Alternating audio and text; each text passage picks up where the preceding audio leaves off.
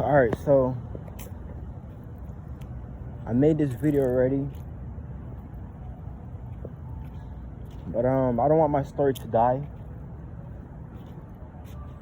So I plan on making this video about 3 times. I think I probably made it like twice already.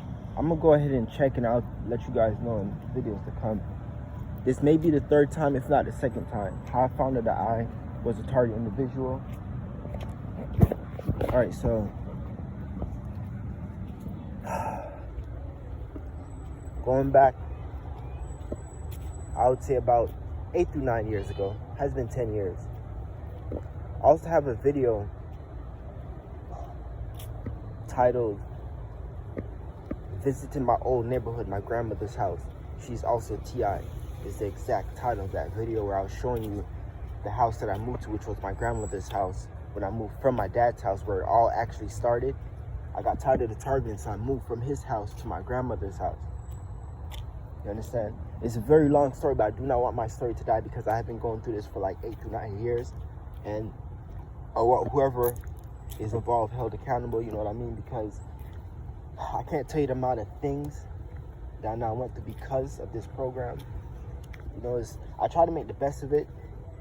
I try to make a video in the past explaining how, not because you see target individuals making like jokes about it, you know, everything, don't let that distract you from the fact that, you know, it's a serious problem. I tell you guys all the time that they kill people, they set people up, they frame people, and it goes deeper than that. I don't want to get into all of that. Just know that has something to do with your spirit, your soul, you know what I mean? It runs in that. Obviously it runs in that topic, but so going back 8 to 9 years ago, right?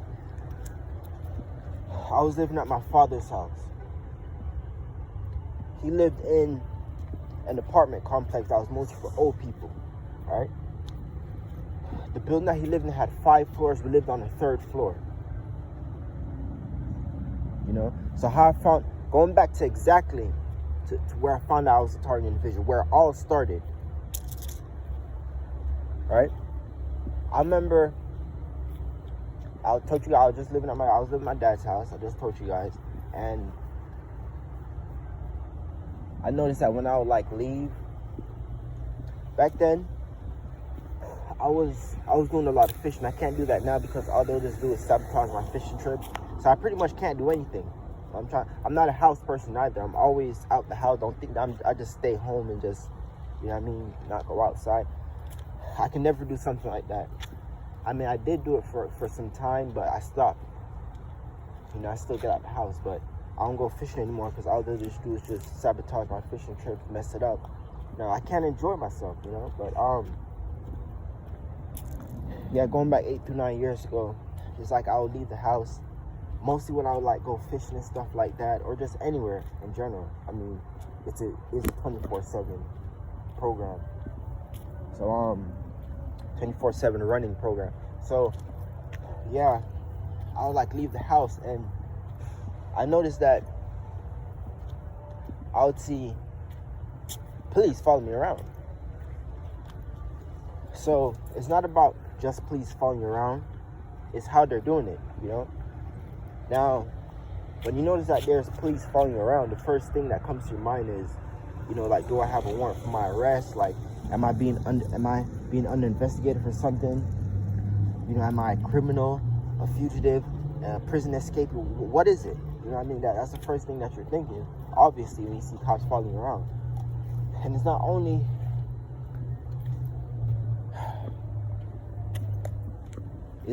the fact that, you know, you think about those things, but it's how they're doing it. It's like, say I would be in one city, right? A city called, say the city is called Max. I'm just using a random word. Say the city is called Max, and then you move to another city called Fit.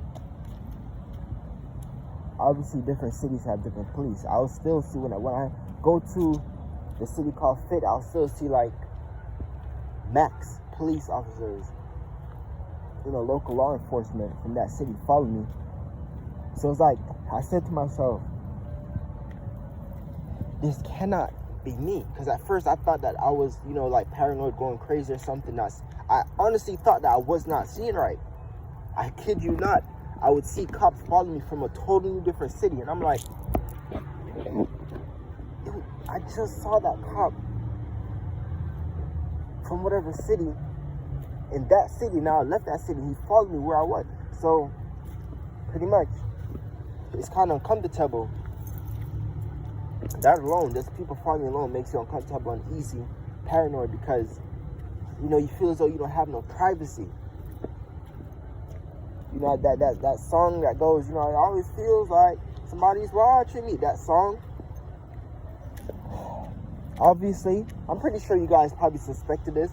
A lot of these songs have subliminal messages, have like hidden messages, and stuff like that inside of them. And it goes right over people's heads. Because I believe that the person who sung that song, in which I forgot who it was, I believe that the person who sung that song knew exactly what they were talking about and tried to pretty much tell the world something in that song. And it was a good song. It was a very popular song, and I'm pretty sure out of the millions of people who listened to it, probably only 20% got what he was trying to say or even thought about further on just the lyrics. But sorry to go off topic. Getting back on topic. I see these police officers like follow me everywhere I go, and that was like the first. I'm going back to like from scratch, like when I first found out that I was a target. Start off with like law enforcement following me around, and then here's where things got even more crazy. So the reason why I moved from my father's house, I kid you not, they hired what they called were security guards that was supposed to be for my father's apartment complex only.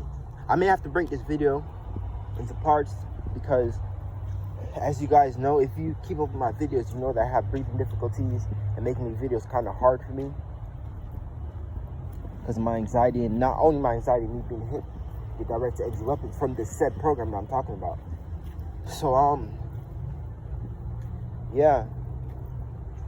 It went from that to them hiring what they call were security guards for my dad's apartment complex. And, they weren't security. I know for a fact that they weren't security. First of all, they would be walking up and down on foot. With, AK-47 assault rifles, these long guns, military tactical gear, all. It was just crazy how they would like walk around as if they're ready to go to war, or as if they're protecting a more dangerous apartment complex. Again, remember I told you it was an apartment complex for seniors, 55 years and older. We weren't, to tell you the truth, we weren't supposed to be there. The guy who owned the apartment complex, he made complaints already. We weren't supposed to be there as kids. It was supposed to only be for seniors, old people, right? So, you had to hire what they call security guards. I'd make eye contact with them. If you say hi, they want to answer you. They'll do stuff like cock their guns if you would say hi to them and stuff like that, And I'm telling you, like, just making this video is taking me back to some times where it leaves me speechless. It literally leaves me speechless because it's like, I don't know, man. I don't even know what to say. I don't even know what to say. Man. Looking back at these times, I didn't know what a target individual was, and I'm almost positive that that's exactly what was going on. Gang stalking. And I remember there'll be nights where I'll be in my house, right? And you can call what I'm doing looking for trouble, but there was a balcony. We lived on the 3rd floor, and there's a balcony. We go out and we can see down. And they'll be constantly driving at night, going like the fastest like 60 miles per hour, up and down, putting on their lights as if they're, they're in a pursuit, like they're chasing somebody. They'll have their lights on. And then there'll be times where they'll be playing little games with me because they know I'm looking through the window. I'm on my balcony, I'm looking. And they'll be like playing little games with me. And I mean, it's just kind of obvious. Not even kind of, it's definitely obvious that they're doing it to try to let their presence be known by me and try to, do whatever tactics that they were trying to do back then. But it was obviously a part of this program. And that just goes to show you how these people set stuff up, because they lied. They said that they were security guards and they weren't. They were definitely FBI agents. But moving on, the real reason why I moved out, I would be on my balcony, all right? And, I see them driving up and down. That's just one thing. They started to take things a little farther by parking an FBI. First of all, sometimes you ever try to log into Wi-Fi on your phone and you're reading all the Wi-Fi names, and then you will see a Wi-Fi called FBI van or something like that. Not to go off topic, but I just find that kind of strange.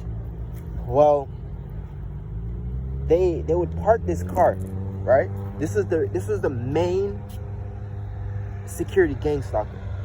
It's this gray car, and every time I see this gray car, it brings me back to those days, because I feel as though they synchronize me with that same car, but they don't actually. I'm only saying that it reminds me. I would think that that's him, but yeah, moving on. So they would park what I believe to be an FBI spy car right in front of my dad's place. And again, you guys may say that I'm looking for trouble, but I'm not looking for trouble. I'm just paying extra attention because I know that I'm a target individual. Of course I'm gonna be looking. So there'll be times where I'm paying attention to that car because I'll see it parked up there, and it'll be there for like 5 days, and it will suspiciously move to another spot, and then there'll be someone in the car. Because I know that I can feel the energy, and I can feel the weapons that they were using at the time. It's kind of hard to explain. I don't want to get too deep into all that, and feeling the weapons and all that, but I know that someone was in that car. It's either someone in that car or some cameras. But the car gives off a bad vibe being parked up in front of my dad's apartment. And there'll be times where, I'm in my dad's house and I walk inside the kitchen, and when I walk in the kitchen, I hear the kitchen door slam. Like someone was in the kitchen. As soon as they heard me walk into the kitchen, they got out of the kitchen, they slammed the door. And then being younger at the time, not really knowing danger, which this is common sense. You should know not to open the door after you hear a door slam. I'll still open up the door. When I open up the door, I hear another door slam. So that kind of gave me an idea that maybe they have some apartment on my floor that they're in. Probably doing stuff like monitoring my every move and stuff like that. Who knows? But I know for sure that something was up. Because, I hear a door slam, and then I open my kitchen door and I hear another door slam. It's just common sense. But to say the least, I got tired. It was a lot of other little things that at the moment I don't really remember. But long story short, I ended up moving from my dad's place because of all that was going on. I ended up moving to my grandmother's house. Now, here's where it gets even more bizarre. When I moved over to my grandmother's house, remember, these were supposed to be security guards for my dad's apartment complex only. You guys have to listen to what I'm telling you in this video. They're supposed to be security for my dad's apartment complex only. These guys literally follow me to my grandmother's house. They'll be parked up on my street, in the middle of the street, for hours. They'll be parked up on my street just watching me for hours. I was in high school at the time. I'll be on my school bus. They'll be stalking my school bus. And then when I get off my school bus, I'll be walking to my house, and on my street, I see them. I literally see, they're not even hiding anymore. They'll be on my street watching me. Those can't be security. How is there security for my dad's apartment complex, but they're following me around like police, local law enforcement? And if I already know they're not security. I know this for a fact, but even if they are security, they're doing something illegal. Because security is not supposed to follow you everywhere you go as if they're police officers. You know? But, yeah. I would see them. And also, it's so much that I was going through back then that I can barely remember. And looking back at, because obviously I tell you guys all the time back then I didn't know that I was a target individual. Looking back at it now, it's just so crazy to me how I was a target.